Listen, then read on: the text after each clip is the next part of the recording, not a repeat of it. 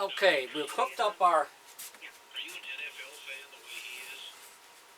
air supply. We got coming from the air down to the bottom of my tube here, and then the tube comes out the top up with our powder up through the head and into where the hat is.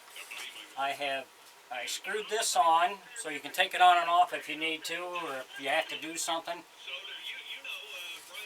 So we got that. I'm using just regular baby powder to put in this tube. So before I seal everything, I want to make sure it's working properly.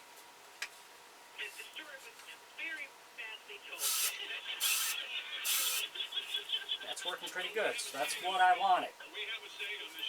So like I say, all you have to do is just undo the rubber bands if you got to replace the air, or if you got to fill up this tube again with powder, just unscrew the top, you can pop it out, fill it up, and go from there. Thanks for watching.